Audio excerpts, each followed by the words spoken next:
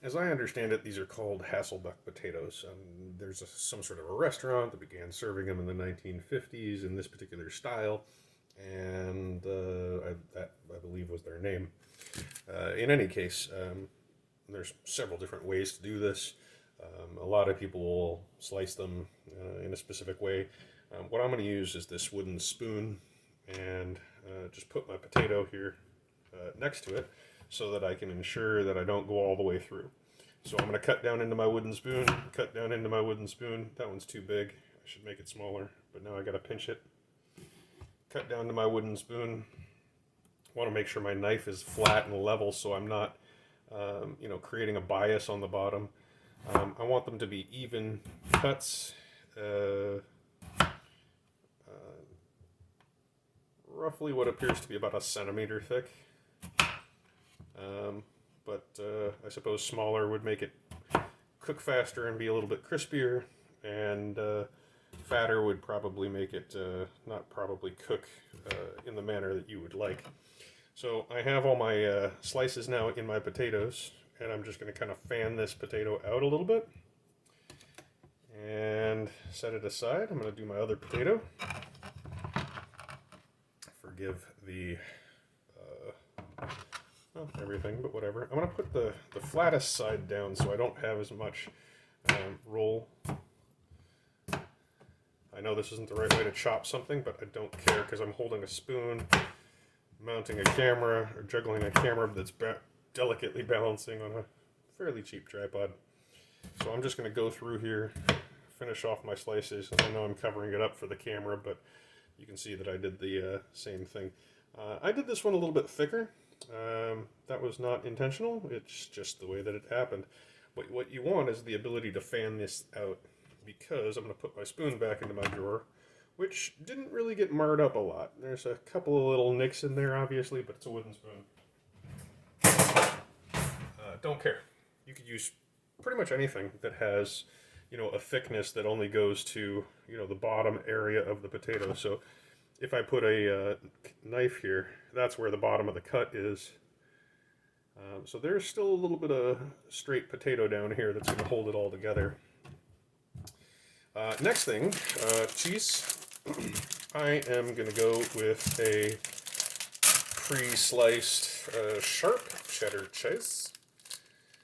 I have 1, 2, 3, 4, 5, 6, 7, 8, 9, 10, 11, 12 in this one. 1, 2, 6, 7, 8, 9, 10, 11 in that one. So only one less cut differential because I probably made this one a little too thin and that one a little too thick. So I basically have 20 slats. And what I need to do is take enough cheese. I'm going to use 3 slices, square, sharp cheddar. They are apparently 23 grams per slice by weight. Use some butter. I use unsalted butter because I like to add my own salt. My salt is good, and I find the unsalted butter to be less tongue tingling. It's not. I mean, it's good. It's creamy, but it doesn't give you that sodium zing. So what I'm going to do in any case is take my 3 slices of cheese, and my potato is just about half the slice of cheese width. And again, same with the depth. So I'm just going to go ahead and cut this thing into quarters. That makes sense. So now I have 3 times 3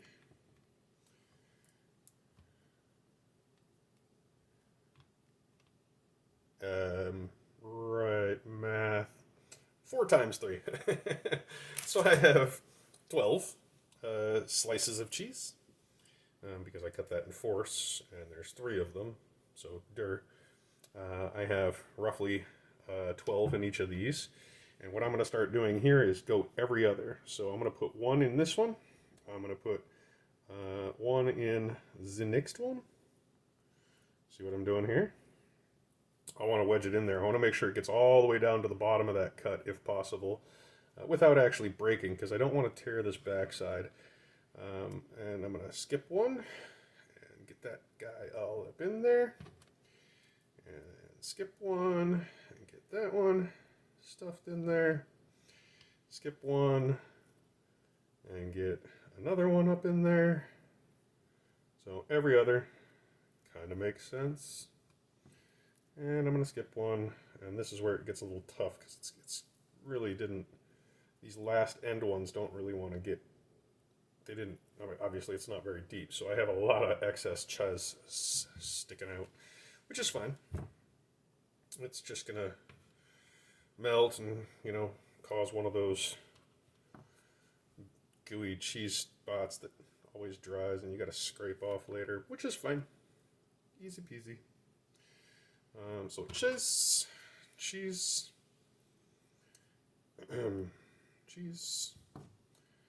and come on, buddy, get in there. This is your new home. And I have a bonus piece of cheese, which I will probably stick into my mouth. Alright, get in there, buddy. Alright, so with the cheese done and this piece of cheese in my mouth, cheese. It's a good snack. Makes it a little bit easier now. But I've got one on the end. 2, 3, 4, 5, 6, 7, 8, 9, 10, 11, and 12 on this side. If I need 12, 1, 2, 3, 4, 5, 6, 7, 8, 11, 12. 12 pads of butter, which looks like it would equate to, that's one.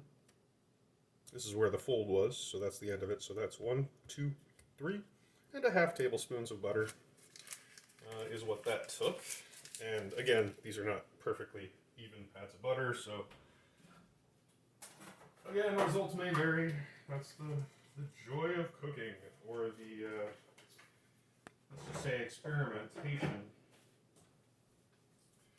And I am going to, now before my butter melts, it's very soft butter, I'm going to do the exact same thing with the pads of butter, and I might even open up a few more of these just a little bit further. Watch your finger. Cutting yourself playing with knives like this is quite easy. Now that those other ones are stuffed, it's actually applying pressure to these other grooves, making it very difficult to get up in there, and especially with a soft pad of butter. So this is going to be kind of more of a squish. Oh, and I lost a piece of cheese on the end because of that very issue. So let me get another pad, and I'm just going to go through here and pry these open.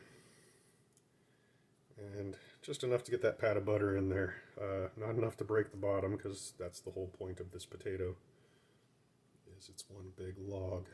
But as the moisture is dried out of these potatoes, they're going to shrink.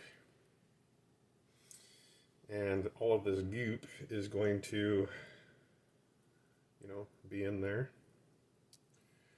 So, getting close to the end of this one. A little bit of work here.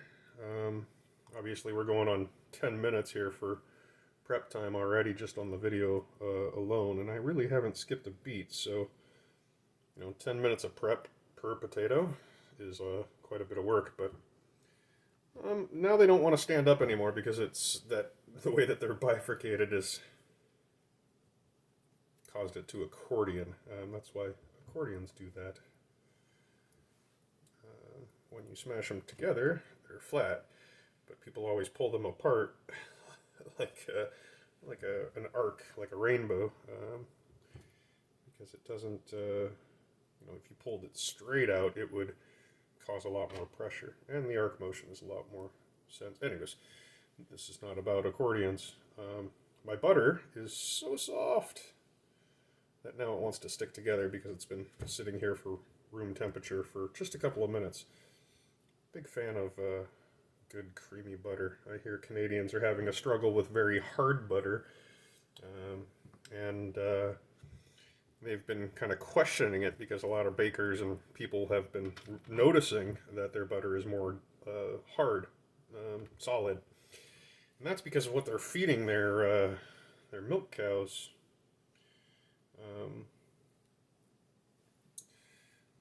Good butter comes from good cows, just like good steaks are good cows. Long story short, they're putting in a bunch of filler into their feed.